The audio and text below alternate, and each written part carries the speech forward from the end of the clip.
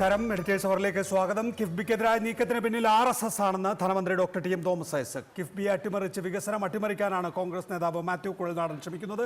വായ്പ എടുക്കാൻ അവകാശമില്ല എന്ന CAG നിലപാടിൽ പ്രതിപക്ഷ നേതാവ് മറുപടി പറയണമെന്നും തോമസ് ഐസക് വ്യക്തമാക്കി.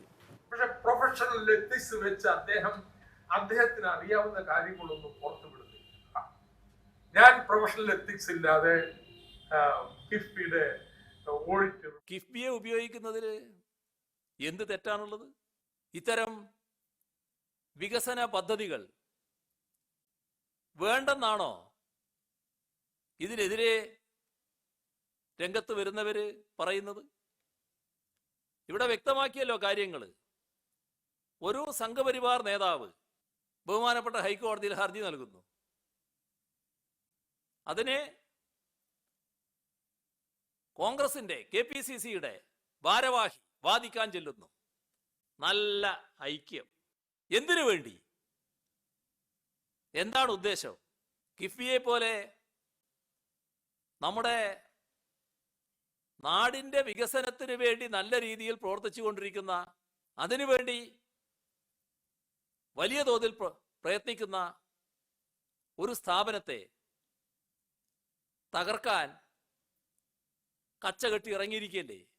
ഈ വിഷയത്തിൽ നമ്മോടൊപ്പം doctor T M Thomas Isaac, doctor Mathew Kuzhalnadan എന്നിവരാണ് വിവിധ സ്റ്റുഡിയോകളിൽ. ആദ്യം doctor T M Thomas Isaac, നിലവിലെ സാഹചര്യത്തിൽ ഡോക്ടർ ഐസക് കേൾക്കാമോ? കേൾക്കാം. ഇത് കോർപ്പറേറ്റ് ബോഡി അല്ല എന്നാണ് ശ്രീ രഞ്ജിത്ത് കാർത്തികേയൻ പറയുന്നത്. അതെ, ഇന്നലത്തെ നിങ്ങളുടെ TV ചർച്ചയിൽ ഇങ്ങനെ പറഞ്ഞതായിട്ട് കേട്ടു. എന്തുകൊണ്ട് കോർപ്പറേറ്റ് ബോഡി അല്ലെന്ന് പറയുന്നു? അതിന് തെളിവായിട്ട് അദ്ദേഹം പറയുന്നത് ഇത് സ്റ്റാറ്റ്യൂട്ടറി ബോഡിയാണ്. ഒരു നിയമം മുഖേന ഉണ്ടാക്കിയിട്ടുള്ള സംസ്ഥാന സർക്കാരിൻ്റെ നിയമം മുഖേന. അങ്ങനെ നിയമം മുഖേന ഒരു ഇൻസ്ട്രുമെൻ്റാണ്, ഒരു രീതിയാണ് എന്തുണ്ടാക്കാൻ. ഇലക്ട്രിസിറ്റി ബോർഡാണ്. എത്രയോ വികസന അതോറിറ്റികൾ, ട്രസ്റ്റുകൾ, കമ്പനികൾ, കോർപ്പറേറ്റ് ബോഡി. ഇത് നിയമം വന്നു കഴിഞ്ഞാൽ സ്റ്റാറ്റ്യൂട്ടറി ബോഡി ആവത്തില്ലെന്ന്. സ്റ്റാറ്റ്യൂട്ടറി അങ്ങനെ ഒരു കൺസെപ്റ്റ് തന്നെ ഇല്ലെന്ന് ഞാൻ പറയും. നിയമം മുഖേന നിങ്ങൾക്ക് കോർപ്പറേറ്റ് ബോഡി ഉണ്ടാക്കാം, ഒരു ബോർഡ് ഉണ്ടാക്കാം, അതോറിറ്റി ഉണ്ടാക്കാം. അങ്ങനെ കിഫ്ബി നിയമത്തിൻ്റെ 4-ാം വകുപ്പിൽ തന്നെ കൃത്യമായിട്ട് നിർവചിച്ചിട്ടുണ്ട് ഇതൊരു ബോഡി കോർപ്പറേറ്റ് ആണ്. എന്നിട്ട് നിയമസാമാജികർ പാസ്സാക്കിയ നിയമമല്ല ബാധകം, ഇത് കോർപ്പറേറ്റ് ബോഡിയല്ല സ്റ്റാറ്റ്യൂട്ടറി ബോഡിയാണ് എന്ന് അദ്ദേഹം പറഞ്ഞാൽ പോരല്ലോ. ദയവായി തുടരുക. ശ്രീ മാത്യു കുഴൽനാടൻ, താങ്കൾ എങ്ങനെയാണ് RSSന്റെ വക്കാലത്ത് ഏറ്റെടുത്തത് എന്ന് ഐസക് ഇന്നും ആലപ്പുഴയിൽ ചോദിച്ചു. അല്ല, എനിക്ക് വളരെ ബഹുമാനമുള്ള ഒരു മുതിർന്ന നേതാവാണ് ബഹുമാനായ ശ്രീ ധനമന്ത്രി തോമസ് ഐസക്. അദ്ദേഹം ഇന്ന് 2 ദിവസമായി പറഞ്ഞ് ഒരു പുകമറ സൃഷ്ടിച്ചിരിക്കുന്നത് ഞാൻ RSS നേതാക്കളുമായി തൃശൂർ രാമനിലയത്തിൽ ഗൂഢാലോചന നടത്തിയെന്നാണ്. ഞാൻ അദ്ദേഹത്തോട് നേരിട്ട് ആദ്യമായിട്ടാണ് എനിക്ക് സംസാരിക്കാൻ ഒരു ഫേസ് ടു ഫേസ് ഞങ്ങൾ വരുന്നത്. ഞാൻ അദ്ദേഹത്തോട് എല്ലാ റെസ്പെക്റ്റും നിലനിർത്തി ചോദിക്കുകയാണ്, അങ്ങ് ഇന്ന് ഇപ്പോഴും വിശ്വസിക്കുന്നുണ്ടോ, അല്ലെങ്കിൽ അങ്ങേക്ക് അങ്ങനെ ഒരു ആരോപണം യഥാർത്ഥത്തിലുണ്ടോ? ഞാൻ RSS നേതാക്കന്മാരുമായി തൃശൂർ രാമനിലയത്തിൽ വെച്ച് സംസാരിച്ചു എന്ന്. എനിക്കത് അദ്ദേഹത്തിൽ നേരിട്ടൊന്ന് കേൾക്കാൻ താല്പര്യമുള്ളതുകൊണ്ടാണ്. നോക്കൂ, തൃശ്ശൂരിൽ വെച്ചോ അല്ലെങ്കിൽ ദില്ലിയിൽ വെച്ചോ താങ്കൾ റാം മാധവുമായി സംസാരിച്ചിരുന്നോ? ഞാൻ കേരളത്തിനകത്തോ പുറത്തോ, ഇന്ത്യക്കകത്തോ പുറത്തോ വെച്ച് റാം മാധവ് എന്നല്ല, BJP സംഘപരിവാർ നേതാക്കന്മാരായിട്ട് ഐഡന്റിഫൈഡ് എനിക്കറിയുന്ന ഒരു നേതാവുമായി ഒരു ചർച്ചയും ഒരു സംസാരം പോലും നടത്തിയിട്ടില്ല. എന്നിട്ടാണ് ധനമന്ത്രിയെ പോലെ ഒരാൾ, ഇത്രയേറെ മുതിർന്ന ഒരു നേതാവ്, ഇത്ര അടിസ്ഥാനരഹിതമായ ഒരു ആരോപണം, അല്ലെങ്കിൽ അദ്ദേഹം തെളിവ് പറയട്ടെ. അദ്ദേഹത്തിന്റെ എല്ലാ സംവിധാനവും ഉണ്ടല്ലോ. അദ്ദേഹം ഈ സംസ്ഥാനത്തിന്റെ ധനകാര്യമന്ത്രിയാണ്. ഞങ്ങളൊക്കെ രാഷ്ട്രീയ ബാല്യത്തിൽ നിൽക്കുന്നവരാണ്. നിങ്ങളെപ്പോലെ ഇത്രയും മുതിർന്ന ഒരാൾ ആരോപണം ഉന്നയിക്കുമ്പോൾ സ്വാഭാവികമായിട്ടും അങ്ങേ അത് തെളിയിക്കാനുള്ള ബാധ്യത അങ്ങേക്കുണ്ടല്ലോ. ഡോക്ടർ ഐസക്, ഏത് സാഹചര്യത്തിലാണ് താങ്കൾ റാം മാധവാണ് ഇതിലൊരു ഗൂഢാലോചന ഉണ്ടെന്നാണല്ലോ താങ്കളുടെ ആക്ഷേപം? അങ്ങനെ ഒരു ഗൂഢാലോചനയുടെ പിന്നിൽ റാം മാധവാണ് എന്നും റാം മാധവുമായി സംസാരിച്ചതിന് ശേഷമാണ് കുഴൽനാടൻ കേസ് ഏറ്റെടുത്തത് എന്നൊക്കെ പറഞ്ഞത്, അങ്ങനെ പറഞ്ഞിട്ടുണ്ടെങ്കിൽ? ഇല്ല, കുഴൽനാടൻ സംസാരിച്ചിട്ടൊന്നും ഞാൻ പറഞ്ഞില്ല. കൊഴുനാടനാണ് വക്കാലത്ത് ഏറ്റെടുത്തത്. പക്ഷേ കേസുണ്ടാകുന്നതിൽ RSSന്റെ ആയിട്ടുള്ള ആലോചനയുണ്ട് എന്നുള്ളതാണ് ഞാൻ പറഞ്ഞത്. അത് നമ്മുടെ രഞ്ജിത്ത് കാർത്തികേയൻ പറയേണ്ടതാണ്. അദ്ദേഹം ഇല്ല എന്ന് പറഞ്ഞാൽ ആ വിസ്തീർണം ഞാൻ സ്വീകരിച്ചോളാം. അദ്ദേഹം പറയട്ടെ. RSSന്റെ സംഘപരിവാറിൻ്റെ ഭാഗമാണ് സ്വദേശി ജാഗ്രൻ മഞ്ച് എന്നുള്ളതൊരു തർക്കമില്ലല്ലോ. അങ്ങനെ ഒരു സംഘടന, അതിൻ്റെ നേതാവ് ഒരു വക്കാലത്ത് വരുമ്പോൾ മാത്യു കൊഴുനാടൻ പറയുന്നത് ഞാനൊരു പ്രൊഫഷണൽ എന്നുള്ള രീതിയിൽ ആ ക്ലയൻറ്റിൻ്റെ രാഷ്ട്രീയം നോക്കാറില്ല എന്നുള്ളതാണ്. സാധാരണഗതിയിൽ ശരിയാ. അദ്ദേഹം തന്നെ പറഞ്ഞ പോലെ ഒരു ക്രിമിനൽ കേസ്, വധശ്രമം, അതിൽ കോൺഗ്രസ് വക്കീൽ CPMൻ്റെ ഒരാളുടെ പേരിലുള്ള കേസ് ഏറ്റെടുത്തിട്ടുണ്ടെങ്കിൽ അതൊരു അവിശുദ്ധ ബന്ധമായിട്ടൊന്നും പറഞ്ഞില്ല, പ്രൊഫഷണലായിട്ട് ചെയ്യാനുള്ള അവകാശവും. പക്ഷേ ഒരു രാഷ്ട്രീയ പ്രശ്നത്തിൽ നിങ്ങൾ കേസ് ഏറ്റെടുത്താലോ? ഇപ്പോൾ ഞാൻ ഇന്ന് ഉച്ചയ്ക്ക് പറഞ്ഞ ഉദാഹരണം, രാഹുൽ ഗാന്ധി ഗാന്ധിജിയുടെ കൊലപാതകം സംബന്ധിച്ചുള്ള സ്റ്റേറ്റ്മെൻറ്റിൻ്റെ RSSൻ്റെ കേസുണ്ടായി. അവർ തമ്മിലുള്ള അഭിപ്രായ വ്യത്യാസവും കേസും. ഇനി അതിൽ ഹാജരാവാൻ വേണ്ടിയിട്ട് മാത്യു കൊഴുനാടനെ വിളിച്ചാൽ അദ്ദേഹം പോകുമോ? ഇല്ലല്ലോ. പോകുമെന്ന് ഞാൻ കരുതുന്നില്ല. കാരണം വെച്ച് കഴിഞ്ഞാൽ അദ്ദേഹം KPCC സെക്രട്ടറിയാണ്, ഒരു രാഷ്ട്രീയ നിലപാട്. അതുപോലെ മാത്യു കൊഴുനാടൻ ഈ സംസ്ഥാനത്തിൻ്റെ അധികാരം എന്ന് പറയുന്നത് ഇന്നത്തെ ഇന്ത്യൻ രാഷ്ട്രീയത്തിലൊരു കേന്ദ്ര ബിന്ദുവാണെന്ന് നിങ്ങളടക്കമുള്ള നിങ്ങളുടെ സംസ്ഥാനങ്ങളുടെ മന്ത്രിമാർ ഇവരൊക്കെ GST കൗൺസിലിന് അതിന് പുറത്ത് ഫിനാൻസ് കമ്മീഷനുമായി ബന്ധപ്പെട്ടുകൊണ്ട് സംസ്ഥാനത്തിന് വായ്പ എടുക്കാനുള്ള അധികാരത്തിന് മേൽ നിയന്ത്രണങ്ങൾ ഈ ഫിനാൻസ് കമ്മീഷനിൽ ഇപ്പോൾ വച്ചിരിക്കുന്ന ഒരു നിർദ്ദേശം വിഷയമെന്ന് വെച്ച് കഴിഞ്ഞാൽ ഇത്തരത്തിൽ വായ്പ എടുക്കുന്നതിന് സംസ്ഥാനങ്ങൾ കണ്ടിൻജൻസി വായ്പകൾ വരുന്നതിന് നിയന്ത്രണം ഏർപ്പെടുത്തണം. ആ നിയന്ത്രണം ഏർപ്പെടുത്തുന്നതിൻ്റെ ഭാഗമായിട്ടാണ് കഴിഞ്ഞ ബഡ്ജറ്റിൽ നിർമ്മലാ സീതാരാമൻ എൻ്റെ ബഡ്ജറ്റിലുമായി ബന്ധപ്പെട്ട കോണ്ടിൻജൻസി ലയബിലിറ്റീസ് ഇത്രയാണ്, ഇതെല്ലാവരും ഫോളോ ചെയ്യും എന്ന് പറഞ്ഞു. അപ്പം തന്നെ എനിക്ക് കത്തിയതാണ്. ഉന്നം അവരൊന്നുമല്ല, ഉന്നം ഇപ്പുറത്താണ്, നമ്മുടെ കിഫ്ബിയാണ്. അപ്പോൾ ഇതിനൊക്കെതിരായിട്ട് വളരെ ശക്തമായിട്ട് അഖിലേന്ത്യാ തലത്തിൽ നമ്മൾ വാദിക്കുകയും പ്രവർത്തിക്കുകയൊക്കെ ചെയ്യുമ്പോൾ ഇതൊരു രാഷ്ട്രീയ പ്രശ്നമാണ്. അതുകൊണ്ട് ഞാൻ എൻ്റെ പ്രൊഫഷണൽ വൈദഗ്ധ്യത്തിൻ്റെ അടിസ്ഥാനത്തിൽ ആര് വന്നാലും കേസെടുക്കുന്നു, വക്കാലത്തെടുക്കുന്നു എന്ന് പറയുന്നത് ന്യായമാണോ? നിങ്ങൾ രാഷ്ട്രീയ പ്രവർത്തനം കൂടിയല്ലേ, ഇത് രാഷ്ട്രീയ പ്രശ്നം. ഞാൻ മടങ്ങിയെത്താം doctor Isaac. Doctor Mathew Kuzhalnadan, doctor ഐസക്കിന്റെ വാദത്തിന് താങ്കൾക്ക് എന്തു മറുപടിയാണ് നൽകാനുള്ളത്? എന്തൊരു ബാലിശമായ വാദമാണ് ധനമന്ത്രി ഉന്നയിക്കുന്നത്. ഞാൻ ആക്ച്വലി ഈ കേസിൽ വക്കാലത്ത് ഒപ്പിട്ടത് ഫെബ്രുവരി മാസത്തിലാണ്. അങ്ങേക്ക് അന്ന് ഈ ഗൂഢാലോചനയോ ഈ കേസ് അഡ്മിറ്റ് ചെയ്തതും കോടതിയിൽ നിന്ന് കിഫ്ബിക്ക് നോട്ടീസ് ഒന്നും അങ്ങയുടെ അറിവിലില്ലാത്തതല്ലോ. അന്നൊന്നും അങ്ങേക്ക് തോന്നാത്ത ഗൂഢാലോചന എന്തുകൊണ്ടാണ് ഈ സ്വർണ്ണക്കടത്ത് പിടിക്കപ്പെട്ട് പാർട്ടി സെക്രട്ടറിയുടെ മകൻ മയക്കുമരുന്ന് അല്ലെങ്കിൽ എൻഫോഴ്സ്മെന്റ് ഡയറക്ടറേറ്റിന്റെ കേസിലായി ഇങ്ങനെ 100 കേസുകൾ വന്ന് ഈ CPM എന്ന പാർട്ടിയും സർക്കാരും ഇത്രയേറെ പ്രതിരോധത്തിലായപ്പോഴാണ് അങ്ങ് മാസങ്ങൾക്ക് മുമ്പ് നടന്ന ഗൂഢാലോചനയെ കുറിച്ച് ഇപ്പോൾ ആലോചിക്കുന്നത്. CAGയുടെ റിപ്പോർട്ട് വരാൻ പോകുന്നു. CAGയുടെ റിപ്പോർട്ടിലെ കണ്ടന്റ് കണ്ടപ്പോഴല്ലേ അങ്ങ് അസ്വസ്ഥനായത്? അതുവരെ എന്തുകൊണ്ട് അങ്ങ് കേരള പൊതുസമൂഹത്തോട് പറഞ്ഞില്ല ഇങ്ങനെ സംഭവം ഉണ്ടെന്ന്? ഇത് നിങ്ങൾ കേവലം കണ്ണിൽ പൊടിയിടാൻ വേണ്ടി കിഫ്ബിയുമായി ബന്ധപ്പെട്ട് ഉയർന്നു വരുന്ന വിഷയങ്ങളിൽ നിന്നും കാതലായ ചോദ്യങ്ങൾക്ക് മറുപടി പറയാതെ കേസെടുത്ത വക്കീലിന്റെ രാഷ്ട്രീയ പദവിയും അല്ലെങ്കിൽ കേസ് ഫയൽ ചെയ്ത കക്ഷിയുടെ രാഷ്ട്രീയം അന്വേഷിച്ചു പോകുന്ന ഒരു ധനമന്ത്രിയല്ല ഞങ്ങൾക്ക് ആവശ്യം. You should be able to answer the cardinal questions raised here. അതല്ലാതെ കോൺസ്റ്റിറ്റ്യൂഷൻ ഞാനൊരു ലോയറാണ്. ഞാൻ ഈ വിഷയം ഇവരാര് പറയുന്നതിന് മുമ്പ് പറഞ്ഞതാണ്. അങ്ങ് കേട്ടോ കേട്ടില്ലോ എന്ന് എനിക്കറിയില്ല. മസാല ബോണ്ടിന്റെ ലിസ്റ്റിംഗിന്റെ ആ സമയത്ത് ഞാൻ ഇതുപോലെ TV ചർച്ചയിൽ പറഞ്ഞിരുന്നു ഇതിനകത്ത് അൺകോൺസ്റ്റിറ്റ്യൂഷനാലിറ്റി ഉണ്ടോ എന്ന് പരിശോധിക്കണമെന്ന്. That time I was not sure. അപ്പൊ അങ്ങനെ വന്നപ്പോൾ ഒരു കേസ് ഫയൽ ചെയ്തതിന്റെ പേരിൽ ഗൂഢാലോചനയാണ് എന്ന് കഴിഞ്ഞ 2 ദിവസവും അങ്ങ് എന്നെ അടക്കം ചേർത്ത് BJP നേതാക്കളുമായി സംസാരിച്ചു എന്ന് പറഞ്ഞു. അത്രമേൽ ഉത്തരവാദിത്തമില്ലാതെ സംസാരിക്കുന്ന ആളാണോ അങ്ങ്? മസാല ബോണ്ട് അൺകോൺസ്റ്റിറ്റ്യൂഷണൽ ആണ് എന്ന് KPCC വിശ്വസിക്കുന്നുണ്ടോ? ഉണ്ട്. അതിൽ യാതൊരു തർക്കമില്ല. VD സതീശൻ അടക്കമുള്ളവർ പറഞ്ഞിട്ടുണ്ട്, ഞാൻ മാത്രമല്ലല്ലോ. മസാല ബോണ്ട് ലിസ്റ്റ് ചെയ്തതിലുള്ള ക്രമക്കേടുകളും അതിന്റെ അൺകോൺസ്റ്റിറ്റ്യൂഷനാലിറ്റി അടക്കമുള്ള കാര്യങ്ങൾ ഇതിനു മുമ്പ് വെളിയിൽ വന്നിട്ടുണ്ട്.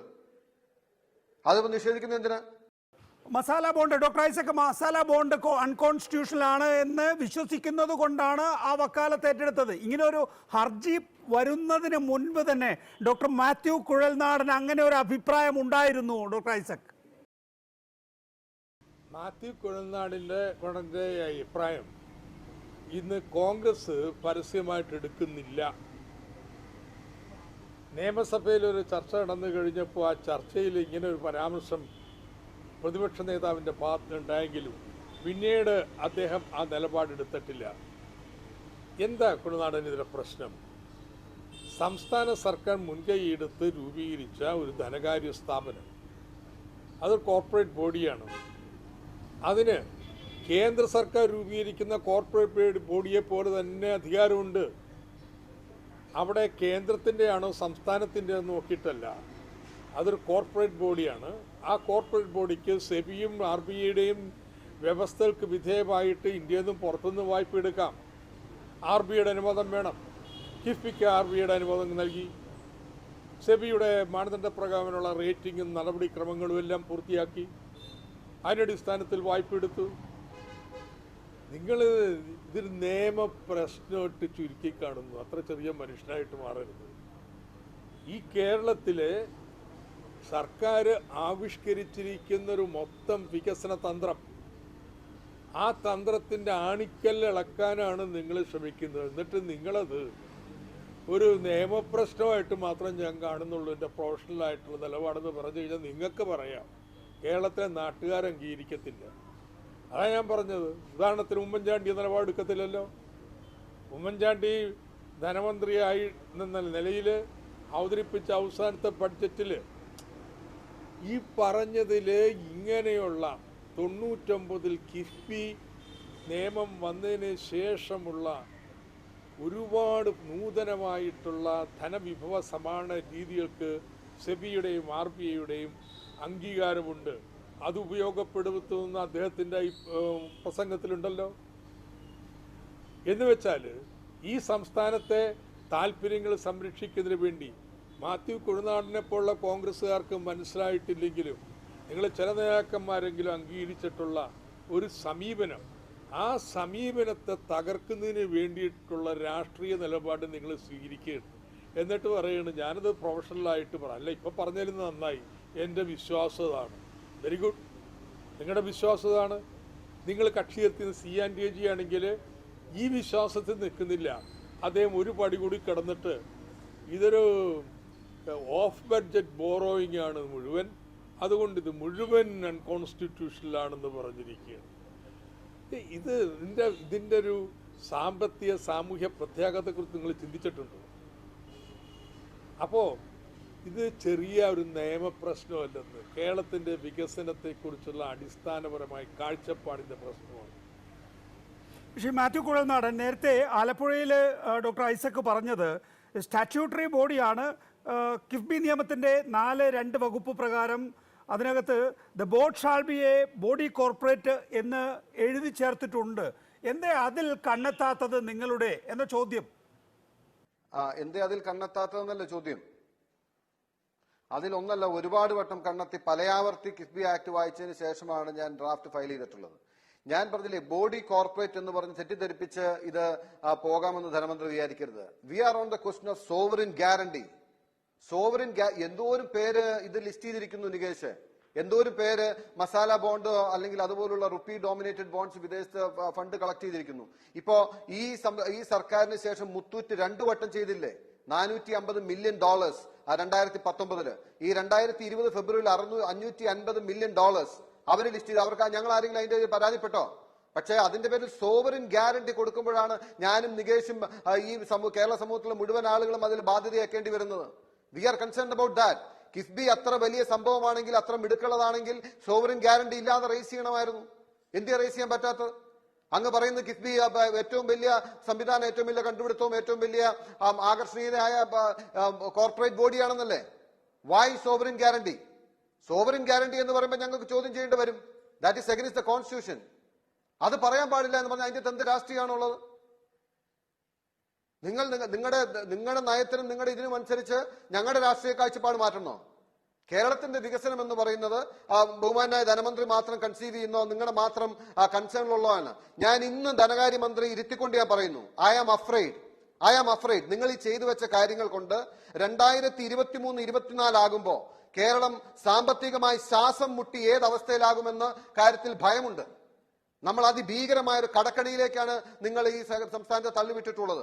1 ലക്ഷം കോടിയിലേറെ പൊതുകടം വർദ്ധിച്ചില്ലേ ഈ LDF സർക്കാർ അധികാരത്തിൽ വന്നിട്ട്? നിഷേധിക്കാൻ കഴിയുമോ? 9.723 ഇൻട്രസ്റ്റ് കൊടുക്കുന്ന ഏതെങ്കിലും ഒരു ഗവൺമെന്റുമായി ബന്ധപ്പെട്ട സ്റ്റാറ്റ്യൂട്ടറി ബോഡിയുടെ മസാല ബോണ്ട് പറയാൻ പറ്റുമോ? അതിനൊക്കെ ആര് അതുപോലുള്ള കാർഡിനൽ ചോദ്യങ്ങൾക്ക് നിന്നും ഒളിച്ചോടാൻ വേണ്ടിയിട്ടാണ് ഇതുപോലുള്ള രാഷ്ട്രീയ ആരോപണം, RSSുമായിട്ട് ഗൂഢാലോചന, റാം മാധവുമായിട്ട് ഗൂഢാലോചന. എനിക്ക് ഒരുപാട് ആദരവും ബഹുമാനവും പ്രതീക്ഷയും അല്ലെങ്കിൽ ഒരുപാട് റെസ്പെക്റ്റും ഉണ്ടായിരുന്ന നേതാവാണ്. അങ്ങ് എന്തിനാണ് ഇങ്ങനെ തരം താഴ്ന്നത്? ഞാൻ പറഞ്ഞില്ലേ, നിയമപ്രശ്നമാണ് നിയമപ്രശ്നം ചർച്ച ചെയ്യാം, ഫാക്സ് ആണ് ഈ ഫാക്സ് ചർച്ച ചെയ്യാം, പോളിസിയാണ് ഈ പോളിസി ചർച്ച ചെയ്യാം. രാഷ്ട്രീയ ആരോപണമാണെങ്കിൽ അത് പറയുമ്പോൾ ഉള്ളിൽ കരുത്ത് വേണം, തെളിയിക്കാൻ കഴിയണം. കഴിഞ്ഞ 2 ദിവസം കേരള സമൂഹത്തോട് അങ്ങ് പറഞ്ഞ എന്താണ്? ഞാൻ അടക്കമുള്ളവർ RSS നേതാക്കന്മാരുമായി ഗൂഢാലോചനയ്ക്ക് തയ്യാറായിട്ടുണ്ടെന്നുള്ളല്ലേ? നിഷേധിക്കാൻ കഴിയുമോ? എന്നിട്ട് ഇപ്പൊ പറയുന്നു ഞാൻ പങ്കെടുത്തിട്ടുണ്ടെന്ന് അങ്ങേക്ക് ഉറപ്പില്ല എന്ന്. ഡോക്ടർ കുഴൽനാടൻ, ഇവിടെയുള്ള പ്രശ്നം, ഒരു മിനിറ്റ്, താങ്കൾ ആദ്യം പറഞ്ഞ മറുപടിയിൽ ഉപചോദ്യങ്ങളുണ്ട്, പിന്നെ പൂർത്തിയാക്കട്ടെ എന്ന് വിചാരിച്ച് കാത്തിരിക്കുകയായിരുന്നു. ശരിയാണ്, കിഫ്ബി നിയമത്തിന്റെ 4(2) വകുപ്പ് പ്രകാരം the board shall be A body corporate എന്ന് പറഞ്ഞതിന് താങ്കൾ ഖണ്ഡിക്കുകയാണ്. കാരണം അതിൻ്റെ കൊളാട്ടലായി നൽകിയിരിക്കുന്നത് സംസ്ഥാന സർക്കാരിൻ്റെ വരുമാനം എന്നതുകൊണ്ട് താങ്കൾ അതേക്കുറിച്ച് ഭയപ്പെട്ടാണ് ജീവിക്കുന്നത് എന്ന്. നോക്കൂ, ഇതൊരു UDF കൂടി പിന്തുണച്ച 2016 നിയമത്തെക്കുറിച്ചാണ് KPCC സെക്രട്ടറിയായ താങ്കൾ തർക്കിക്കുന്നത്. അല്ല, UDF ഇതിന് പുറത്തുപോയി സോവറിൻ ഗ്യാരണ്ടി കൊടുത്ത് പണമെടുക്കുന്ന കാര്യം പറഞ്ഞോ? കോർപ്പറേറ്റ് ബോഡിക്ക് എന്ത് കുഴപ്പം? കോർപ്പറേറ്റ് ബോഡി ഇന്ത്യയിൽ പണം റേസ് ചെയ്യുന്നതിന് എന്ത് കുഴപ്പം? SBIയിൽ നിന്നും 1000 കോടി വാങ്ങിയിട്ടില്ലേ? 9.3% പലിശയ്ക്ക്. യൂണിയൻ ബാങ്കിൽ നിന്നും 500 കോടി വാങ്ങിയിട്ടില്ലേ? അതിന്റെ പലിശ 8.9 അല്ലേ? അതുപോലെ മറ്റ് ബാങ്കിൽ നിന്നും വാങ്ങിയിട്ടില്ലേ 9.1-ന്, 1.15-ന്? ഞങ്ങൾ ആരെയും തർക്കം പറഞ്ഞോ? കിഫ്ബി കടമെടുക്കുന്നതിന്? അതിന് കിഫ്ബി കടമെടുക്കുന്നതിന് മുഴുവൻ കോൺഗ്രസ് എതിരാണെന്ന് പറയുന്നത് എന്തിനാണ്? We are on the point of executing a sovereign guarantee beyond the territory of India, for which you have no constitutional right. അതിന് ഉത്തരം പറയാതെ റിസർവ് ബാങ്കിന്റെ അനുമതി ഉണ്ട് എന്ന് എത്ര വട്ടം കേരള സമൂഹത്തോട് ധനകാര്യമന്ത്രി പറഞ്ഞു? ഇപ്പോഴും ആവർത്തിക്കാൻ ധൈര്യമുണ്ടോ റിസർവ് ബാങ്കിന്റെ അനുമതി ഉണ്ട് എന്ന്? ഡോക്ടർ ഐസക്, ഈ മോട്ടോർ വാഹന നികുതി, അതുപോലെ പെട്രോൾ സെസ്, ഈ നികുതിയൊക്കെ ഞാനും തോമസ് ഐസക്കും ഒപ്പം തന്നെ കുഴൽനാടനും ഒക്കെ നൽകുന്ന നികുതിയാണല്ലോ. ആ നികുതിയിൽ നിന്ന് നിങ്ങൾ ഇതിൻ്റെ തവണകൾ അടയ്ക്കുമ്പോൾ ഞങ്ങളോട് ചോദിക്കണ്ടേ എന്ന് പറയുമ്പോൾ ഞങ്ങൾ ആരാണ്? ഞങ്ങൾ ഈ ഭരണഘടനയിൽ ജീവിക്കുന്ന പൗരന്മാരാണ്. ഭരണഘടനാനുസൃതമായ CAG അക്കാര്യത്തിൽ പരിശോധന നടത്തണമെന്ന് എനിക്ക് തോന്നിയാൽ എന്നെ കുറ്റം പറയാനാകുമോ? മാത്യു പറയുന്നത് മുഴുവൻ എനിക്ക് കേൾക്കാൻ കഴിയുന്നില്ല. അതുകൊണ്ട് ഇപ്പോൾ നികേഷ് പറഞ്ഞതിൻ്റെ അടിസ്ഥാനത്തിലാണ് ഞാൻ പ്രതികരിക്കുന്നത്. ഒന്ന് മനസ്സിലാക്കേണ്ടത്, 1999 നിയമനിർമ്മാണം നടത്തിയപ്പോൾ ഇത് ബോഡി കോർപ്പറേറ്റാണ്. ഇതിനുശേഷം ഈ ബോഡി കോർപ്പറേറ്റ് നിർവഹണത്തിൻ്റെ അടിസ്ഥാനത്തിൽ UDF സർക്കാരും വായ്പ എടുത്തു 2002-ലും 2003-ലും. അന്നൊന്നും UDFന് ഇല്ലാത്ത ശങ്ക ഇന്ന് വരാൻ എന്തുണ്ടായി പുതുതായിട്ട്? കിഫ്ബി വായ്പ എടുക്കുന്നത് വർദ്ധിപ്പിച്ചിട്ടുണ്ട്, അതിൻ്റെ നിക്ഷേപം ഇൻവെസ്റ്റ്മെൻറ്റ് അത് വർദ്ധിപ്പിച്ചിട്ടുണ്ട്. അപ്പോൾ ഇപ്പോഴത്തെ വേവലാതി എടുക്കുന്ന ഭീമാകാരമായിട്ടുള്ള വലിയ വായ്പ 50,000 കോടി, ആ 50,000 കോടി നികുതിയുടെ വിഹിതം വെച്ചടക്കണം. ഇതാര് തീരുമാനിച്ചു? ഞങ്ങൾ അറിയണ്ടേ എന്നുള്ളതാണ്. അയ്യോ, നിങ്ങൾ തിരഞ്ഞെടുത്ത ജനപ്രതിനിധികൾ LDFും UDFും ഏകകണ്ഠമായിട്ടാണ് നിയമം പാസ്സാക്കിയെന്ന്. മോട്ടോർ വാഹന നികുതിയുടെ പകുതിയും പെട്രോൾ സെസ്സും കിഫ്ബിക്ക് ഗ്രാൻഡായിട്ട് നൽകുന്ന തീരുമാനിച്ചത് നിയമസഭയാണ്. അതിനപ്പുറം ആരാ തീരുമാനിക്കേണ്ടത്? ഓരോ കാര്യത്തിലും ജനങ്ങൾ വോട്ടിട്ട് റഫറൻഡം നടത്തേണ്ടതുണ്ട്. അപ്പോൾ നിയമസഭ അത് തീരുമാനിച്ചു. യഥാർത്ഥത്തിൽ മാറ്റിക്കൊടുനാടൻ പറയേണ്ടത്, ഇതുകൊണ്ട് ഈ തിരിച്ചടവ് പൂർണ്ണമായിട്ട് നടക്കുമോ? അത് ബാധ്യമായിട്ട് വരത്തില്ലേ? അവിടെയാണ് രണ്ട് കാര്യം പറയാനുണ്ട്. ഒന്ന്, ഇത് പുതിയ കാര്യമാണോ? UDF കാലത്ത് എത്ര ആനുവേറ്റി സ്കീമുകൾ നടപ്പാക്കിയെന്ന്. ഏറ്റവും വലുത് തിരുവനന്തപുരത്തെ സിറ്റി റോഡ് പ്രോഗ്രാം, തിരുവനന്തപുരത്തെ തന്നെ ഗ്രീൻഫീൽഡ് സ്റ്റേഡിയം, അങ്ങനെ കേരളത്തിലെ എത്ര പദ്ധതികൾ ആനുവേറ്റി സ്കീമായിട്ട്. എന്താ ആനുവേറ്റി സ്കീം? ഒരു 20 വർഷം കൊണ്ട് ഈക്വൽ ഇൻസ്റ്റാൾമെൻറ്റ്സിൽ ഇതിൻ്റെ പണം തിരിച്ചടക്കും. അപ്പോൾ 20 വർഷത്തെ പലിശയും കൂടി എടുത്ത് വേണം കോട്ട് ചെയ്യാനായിട്ട്. നിങ്ങളുടെ ഭാവി വരുമാനത്തിൽ നിന്ന് എടുത്തു കൊടുക്കുമെന്ന് പറഞ്ഞിട്ട് എത്ര പദ്ധതികളാണ് നടപ്പാക്കിയെന്ന്. കിഫ്ബിയുടെ ബിസിനസ് മോഡലേ ഏതാണ്ട് ഈ ആനുവിറ്റി സ്കീം പോലെയാണ്. നികുതിയുടെ ഈ മോട്ടോർ വാഹനത്തിന്റെ പകുതി വെച്ച് നൽകും, നിങ്ങൾ ആനുവിറ്റി നൽകുന്ന പോലെ. ഇതിനെയാണ് ബിസിനസ് സാഹിത്യത്തിൽ, ഫിനാൻഷ്യൽ സാഹിത്യത്തിൽ ഗ്രോയിങ് ആനുവിറ്റി മോഡൽ എന്ന് പറയും. കാരണം ഇതിന് ബോയൻസി ഉണ്ട്. നികുതി വരുമാനം വർദ്ധിക്കുന്നവർക്ക് ഇത് കൂടിക്കൊണ്ടിരിക്കും. അങ്ങനെ കിട്ടുന്ന പണം കൊണ്ട് ഇതിൻ്റെ തിരിച്ചടവുകൾ ഉറപ്പുവരുത്തുന്നത് എങ്ങനെയാണ്? അതിന് ആധുനിക സങ്കേതങ്ങളുണ്ട്.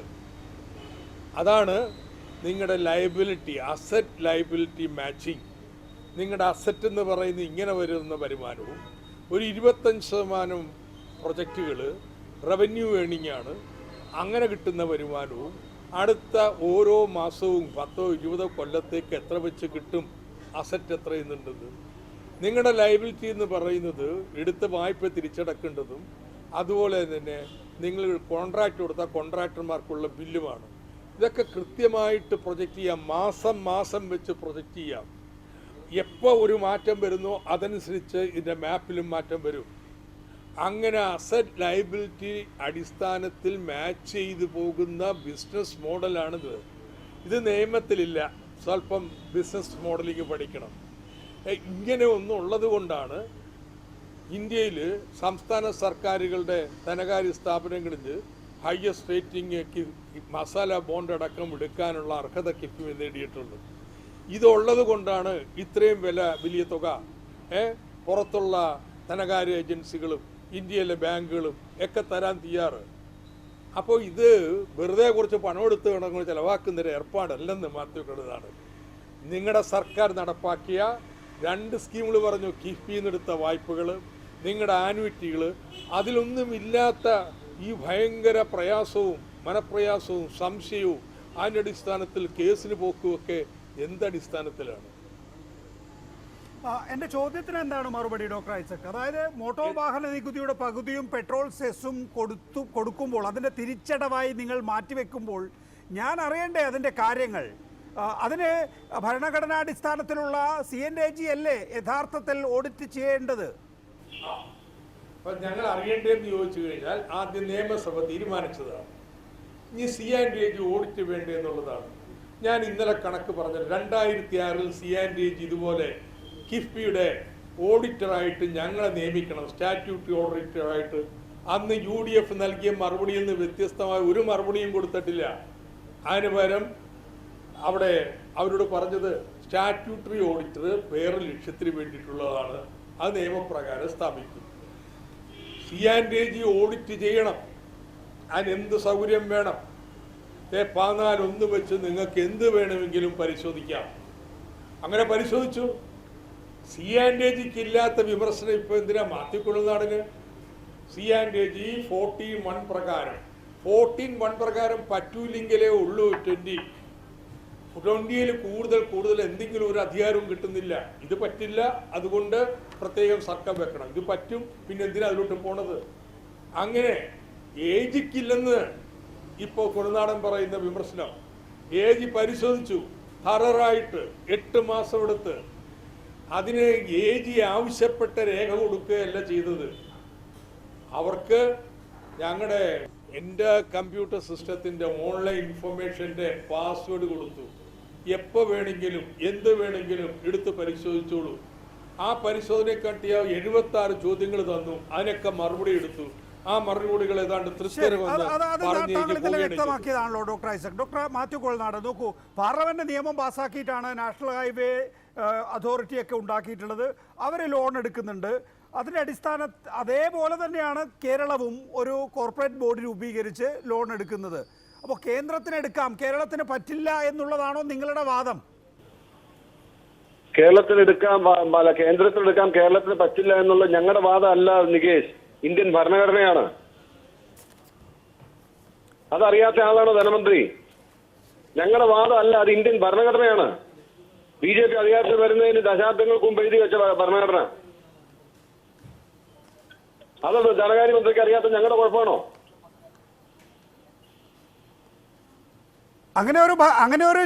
നോക്കൂ, അതാണ് നേരത്തെ ഐസക് വിശദീകരിച്ചത്.